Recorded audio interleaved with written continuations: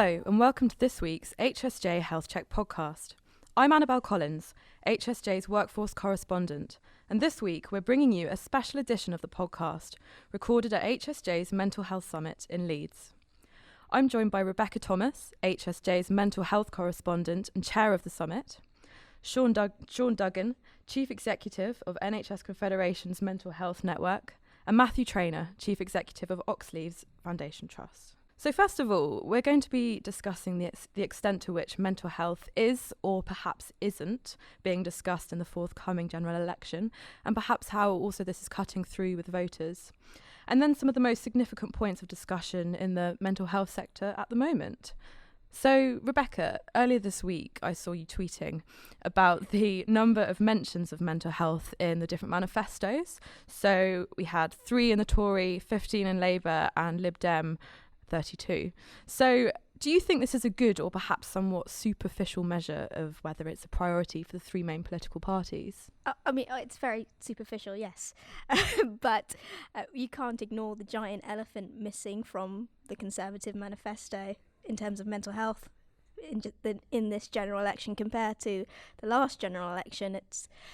It barely gets a mention, and where it does is no detail. For example, the specific commitment to the Mental Health Act review recommendations aren't a feature, which was a Conservative promise, really. Be keen to know what you think, Sean, but is the Tory drive for mental health, which was largely introduced by Theresa May, is that gone? I'm not reading too much into it, to be honest, at this time with the manifestos being developed. I think overall there's a lot of mention around mental health. There's a lot of profile on mental health, and I think it's credit to the lobbying and the influencing we've done around mental health to make sure it's the number one priority up until now.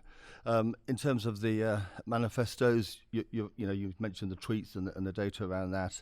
I think they're all saying that mental health is a priority. All the political parties, in my opinion, are saying that mental health is a priority, whether it's in the manifesto or whether it's what they're doing at the moment. The trick is that we've got to make sure that it stays like that. And of course, yes, I think we should look into the manifestos to give us a clue as to whether we will have sustainability for the priority for mental health. And there's a worry with them all, frankly. We know the history of mental health. It's often been sidelined and the investment hasn't gone into it. We are pretty fortunate at the moment that there is a sea change. We've had the 5-year forward view. We've got a commitment in the long-term plan. And I think just the last point, that long-term plan is really important. It's been well established now, and there's investment locked into that. And I think that's what we should look for in terms of making sure sustainability is the priority for mental health in going forward. Well, I guess, do you think because we have the long-term plan, then, regardless of what party comes in, that focus on mental health will be sustained? So effectively it's being driven by NHS England rather than politicians.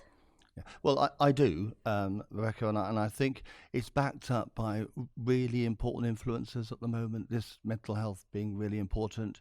It's even got the royal family, continued support on mental health. I think there's a great deal of support from the public, which is massively important in going forward. The anti-stigma campaigns that we've been doing over the last 15 years are bearing fruit. So I think that, and there's also, people like Mind and Rethink and Royal College Psychiatry, and that there are really big lobbying organisations. What's fascinating to see in the health world, I don't know, Matthew will talk about this later, but other parts of the health sector, including the acute trusts, are now saying, actually, mental health is really important. And if we don't get the mental health input right, we'll have more pressures on our system in the acute sector. Now, we haven't seen that. That's been the sort of contrary to that we've been growing up with over the last few years. Well, but back to your question on whether this is galvanizing voters, whether mental health is galvanizing. Obviously, the NHS is very obviously being used as a tool during this election, and not to nobody's surprise. I'm not sure whether mental health is being used in the same way, and I take your opinion on this because I don't really know if it's an issue for voters.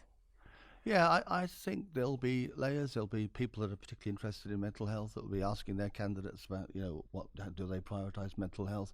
But honestly, that's going to be at the periphery of things. I don't think it's going to be a large topical debate. Health will be, and you can drill down in mental health into that.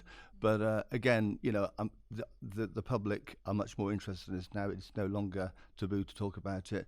In fact, quite the contrary, people want to talk about it and make sure that politicians are interested in it. But I think in next 10 years' time, we'll probably expect a bit more of that, and the public putting pressure on for it to be a debate.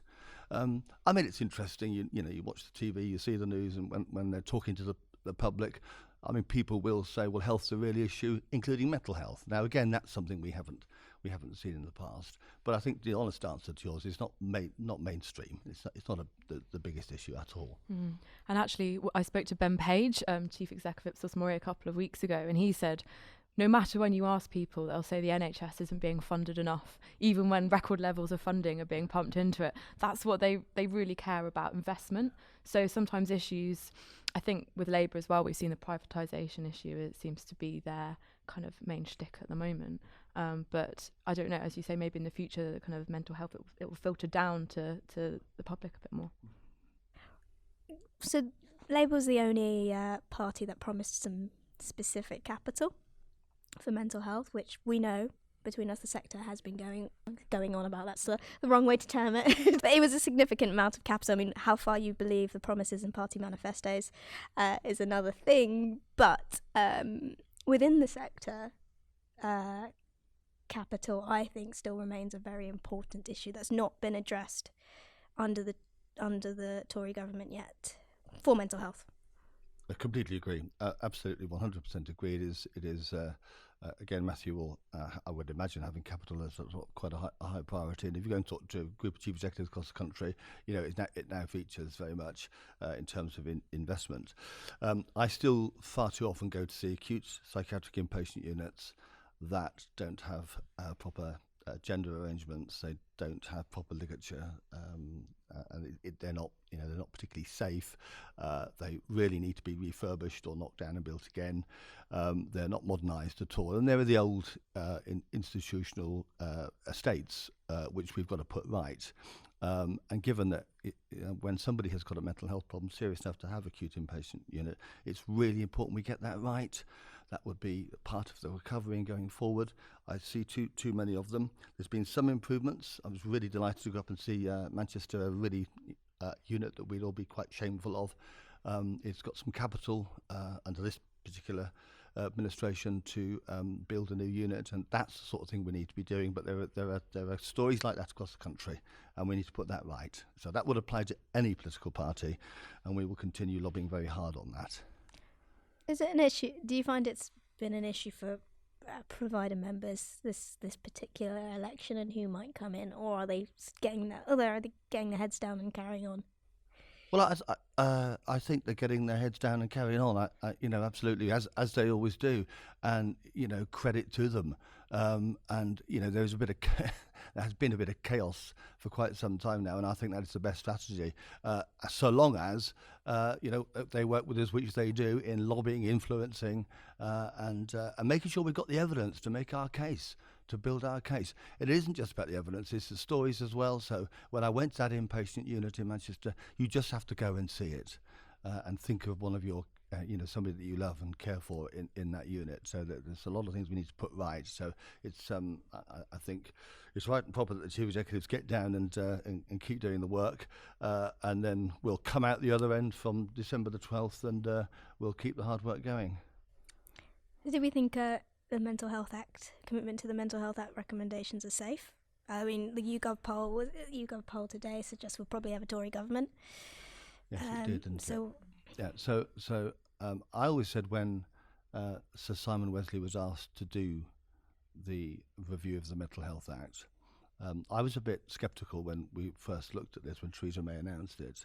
I was thinking there may be more important things to look at and to put our focus and attention on.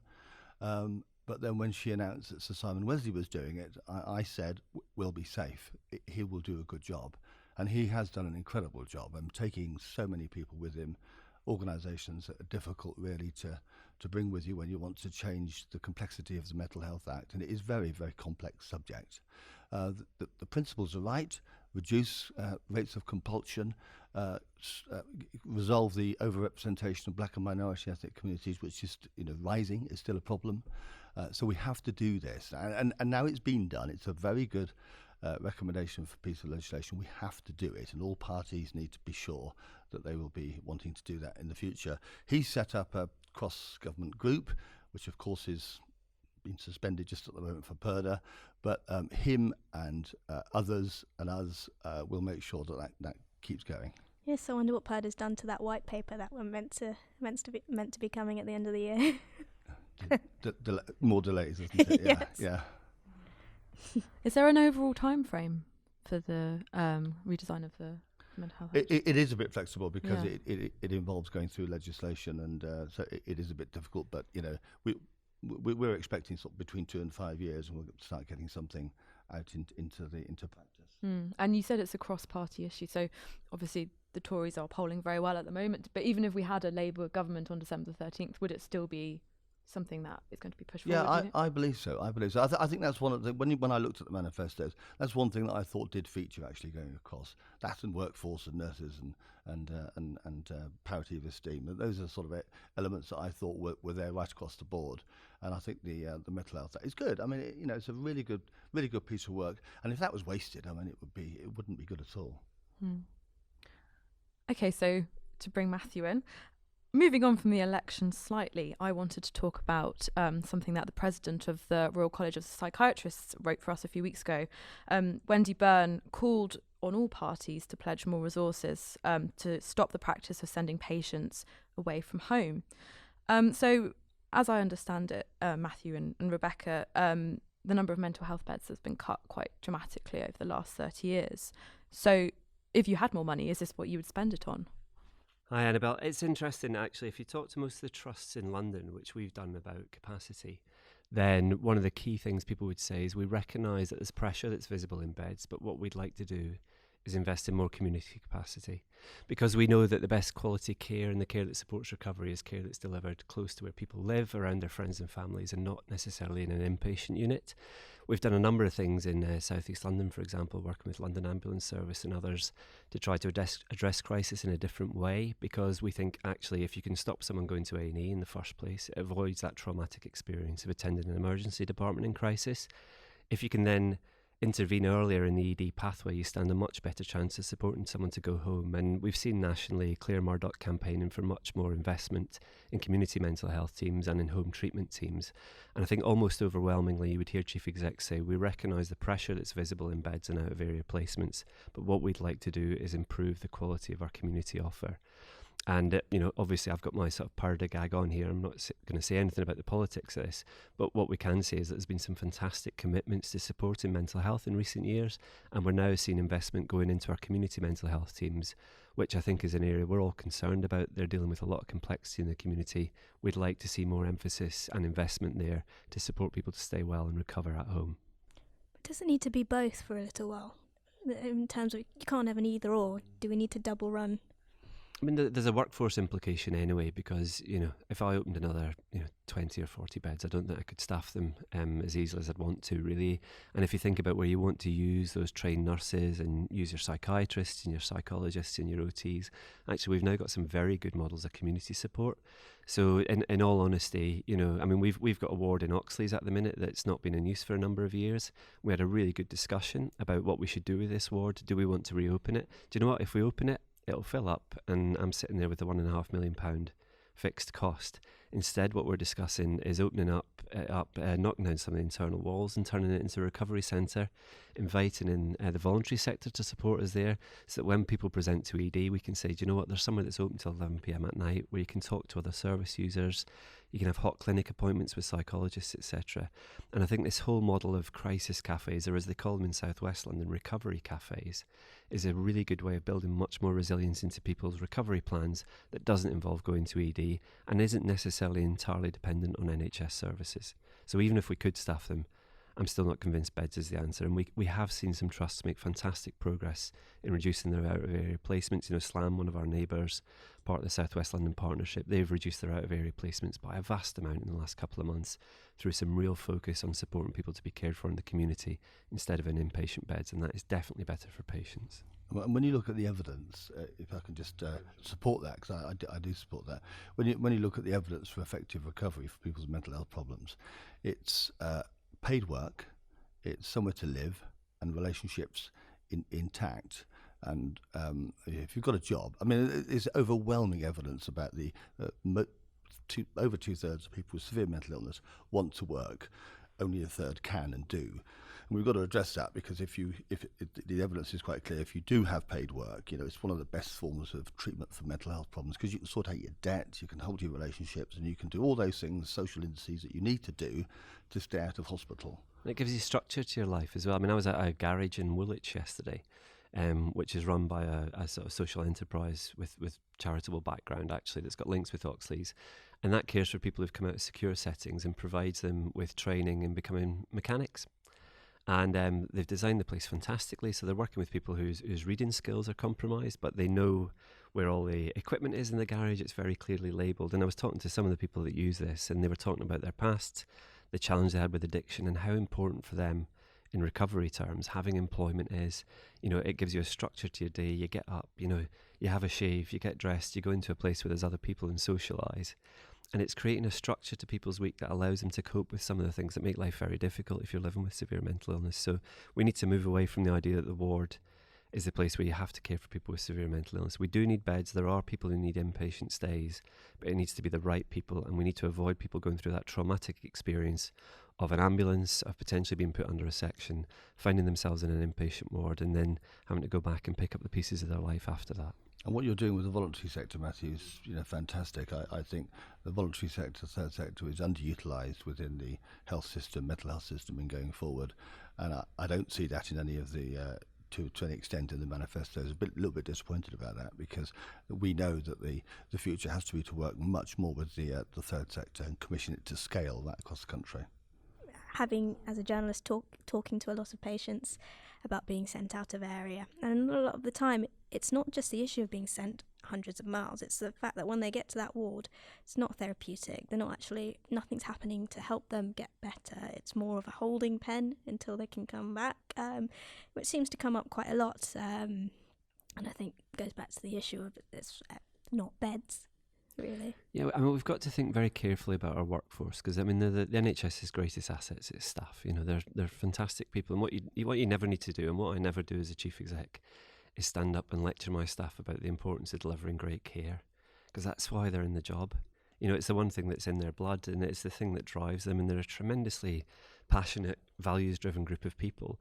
Actually, the job of people like me, and the only point in having chief execs in trust is if we make it easier for clinicians to do their jobs to the best of their ability. And that means that the patients who need their care and their expertise see them at the earliest possible opportunity in the best setting. And the things that annoy our staff, I mean, we're doing a big piece of staff engagement at the minute. The stuff that annoys people, it's when you can't get parked. It's when your computer takes 20 minutes to switch on. That really frustrates people, the stuff that makes life difficult. They love doing the stuff they're trained to do, the thing that they're good at.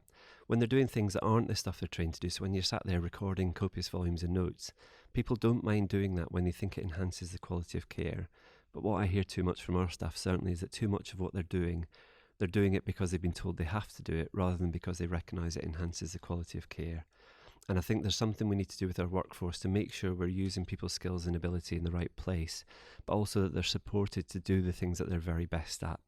And I mean, I was talking to one of our forensic psychiatrists a few weeks ago, and she said she gets into that sort of state of flow that you hear sports people talk about, or whatever, where you're doing a thing that you're great at, that you excel at, and you're learning. And, there's good evidence that burnout applies when you're not learning rather than because you're supremely busy. And she said what pulls her out of that is when she starts getting the red flag notifications from our data systems that she hasn't completed all the checklists she needs to complete to get through our system, So we need to get some of this balance right between defensive recording of what's going on with a patient and making sure people have time to care. I think at the minute, a consistent theme I hear from staff is that one of their great frustrations, actually, and amongst the nursing staff, is that they spend probably as much time recording the care they're delivering as actually delivering that care. And I think when we think about workforce and the services that we deliver, we don't just have to think about how they're configured. We have to think about the environment and the culture we've created around that to allow people to do jobs that they love to the best of their ability. I think the interim people plan picked up on a few of those issues. But actually, when I've spoken to people about it, they've said, well, I wish we didn't need a national plan to sort this out. I wish that we could do it within trust. And it sounds like you've been trying to work through that. So I'm just interested to hear perhaps how you've been using skill mix within Oxleas and perhaps some of the newer staff roles as well.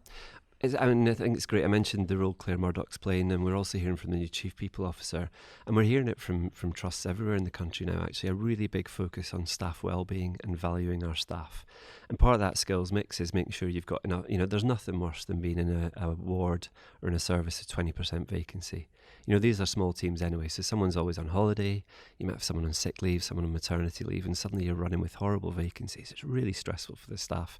So one of the things we've done is, I used to work in an acute, and we were always trying to recruit middle grade doctors for ED, and they just don't exist. And you have to think, what can we do? Because, going out time and time again to recruit from a workforce that doesn't exist is futile. So, we now have nursing associates in place. We've got some great psychology assistants working with us. We had a QI conference last week, and the winning poster from Oxleas was two psychology assistants who did a great piece of work for us. We as a trust have got a number of approved clinicians who are psychologists, OTs and others who can fulfil the responsible clinician role as set out under the Mental Health Act, and that's something we're really trying to build. And we've also got now in the trust over 30 lived experience practitioners. These are people who've typically previously been detained or been inpatients within Oxleas, who've now been trained up and now work for us as healthcare assistants and other members of staff as well. And you've got to look at that. What you've got to be careful to do is not undermine the confidence and the value that we put in our registered regulated professionals as well. So for me, it's not just, we need to create these other roles to manage the pressure on nursing or on psychiatry. It's actually, we need to create these other roles, and we need to manage the pressure on nursing and psychiatry, and it's great to see there's been a huge uptake in people registering for nursing training this year. I hope some of them pick learning disability nursing, and I hope they pick mental health nursing, because it's such a rewarding area to work in. I think actually, I was just going to bring that up, actually, learning disability nursing. I think we've seen I think it's been a 40% drop in LD nurses over the last 9-10 years, which is huge. And have you seen the impact of that in your trust? And we have, because we run a number of learning disability inpatient services in the community, inpatient units and others as well, and it's a constant, you constantly have to work to make sure you attract and retain people to work here. And part of the problem is because the workforce is relatively stretched. We know that a good number of the people that leave us, when they fill in exit interviews, they do it for career development, and it's because they've been with us for a while. They've been a band 6, they've got a band 7 post, they've got a specialty post elsewhere. So trusts need to work hard to offer people career development, and it just doesn't involve becoming managers. One of the things we need to do is really support the value of consultant nursing, etc. The really excellent nurses we've got. Learning disability is a wonderful, rewarding area to work in, but also a very hard area to work in sometimes. It was interesting. I was talking to one of our directors of social services in South East London. He said when he started 10 years ago, he had 25 people over 65 in his borough. Who had lifelong learning disability and needed a sort of high intensity package of care. He's now got 75 people in that category, because we've got better, frankly, at helping keep people with lifelong learning disabilities alive. We've got better at identifying choking in A&E and avoiding aspiration pneumonia, all these things that support people. But that brings with it a lifelong need for care. Actually, most of that care isn't NHS delivered. Most of it's funded by local authorities. Housing's a big factor in it. And we as the service really need to get much better at looking not just at what we provide, but how we work with our local authority colleagues and our primary care colleagues to make sure people don't just live longer, but live a quality life supported by good quality trained nurses. And that's where we really need to make sure the profession buys into this and feels supported to be part of it. How are you working with carers? Carers are, it's a fascinating area, isn't it? There's no sort of single carers. We talk about carers and Carers Week and Carers UK, but, most of us have some kind of caring role, whether it's for your children or for your parents or for someone, one of your partners. The much more intense demands and the fantastic things that carers do for people living with severe mental illness or living with learning disabilities lifelong, it's, they're a huge asset to us. It's an exhausting role often. I used to work for the MS Society, and we used to look at the value of respite breaks for carers, the value of health checks for carers, and I regularly go to our ERA Centre carers group, and they talk to us about how we care for their loved ones. And, you know, it's really challenging for me to hear someone, a couple who are in their 70s, talking about their child, who is someone in their late 40s or early 50s, who is struggling with lifelong severe mental illness and periods of psychosis and so on. And their frustration, their concern about what happens to their child when they die, their frustration at some of the things we do as a trust, the fact that they sometimes feel we're not as good at listening to them as we could be, and that we throw up all these walls around patient confidentiality, which is often to do with a lack of time. I think, you know, certainly we as a trust need to get better at listening to carers and including their views in what we do. And, you know, at the minute we're putting a film together for staff to help them better understand the nuances around patient confidentiality and listen to carers' views. You know, if someone's telling you my sister's bipolar, she's getting worse, she needs help now. At the minute, we kind of wait until they tip into crisis before we intervene. We need to get better at listening to those voices, both when we support in crisis, but how we design our longer term services too. Yeah, I think that I'm glad you raised it. I think it's really important. But we've got some way to go, haven't we? We're better at it involving carers. When you look at some of the Care Quality Commission stories, when things go wrong, it's when we don't involve the local community groups, when we don't involve the family, we don't communicate with the family properly, then we alienate them, and it sort of all goes wrong. So we've got to get much better at doing that. I think knocking down those walls and those barriers is the right approach. I think also raising the profile of carers, of how important it is. So we've got on the Mental Health Network, we've got 2 expert by experiences that sit as an equal member of the board, and also a carer who looks after his brother with schizophrenia. And it's good to have that, because then you don't lose the voice, and you hear it all the time as to how important it is. And you know, we do need that. I mean, we're in the process of building a new mental health suite at Queen Elizabeth Hospital in Woolwich. And, you know, we want to create a space in ED. We recognise people will sometimes wait in ED for a bed or for assessment longer than they need to. And, you know, that's a reality. So one of the things we're doing there is designing a space where people can wait, and it's slightly calmer and quieter and away from ED. And we were inspired by a visit to North Middlesex, where they've built the Horizon unit there with Barnet, Enfield and Haringey. It's a really good model. It's still under the ED doctors. You know, they recognise these are our patients, our responsibility. But we're talking to carers, and we talked to the Earth Group about the impact of that. And, you know, they were talking about their experiences of taking their loved ones to ED and how traumatic that is, you know, and the voices of carers and families and others. I think it's not an easy thing to do, because I know this from working at the MS Society. To do it well, you have to put time and effort into it, and you have to listen to voices that don't understand all the technicalities of the NHS. And I think as a result, sometimes as a trust, it's easier to say to someone who's a carer or a service user, what did you think of this service, rather than say, how would you like to work with us to change it? But I do think there's a real surge at the minute of lived experience practitioners, of us working with people who really understand what it's like to experience services and use them to make them better for the future. And that point about having the ward in an acute trust, it sounds like an example of integration working very well. Yeah. Although not kind of pure integration, just closer working. But do you think we can see more of that going forward between the mental health sector and the acute sector? I think so. I hope so, really. I mean, there's 2 things. One is we'll have the assessment space there, but the other thing is our liaison team will be based on site. And actually, for me, if you ask me which of the 2 will be more valuable, I think having our team on site rather than half a mile away will be more beneficial in terms of the clinicians working together as a group for the patient care they deliver. And, you know, SLAM at the minute, they're experimenting with a Band 7 mental health nurse involved right at the front door in triage and ED. You know, this already happens in the Royal London Health, do a fantastic job there with this as well. You know, as a system, we need to look at these things we can do to really improve that flow. But it strikes me, I mean, I ran an acute hospital for 2 years.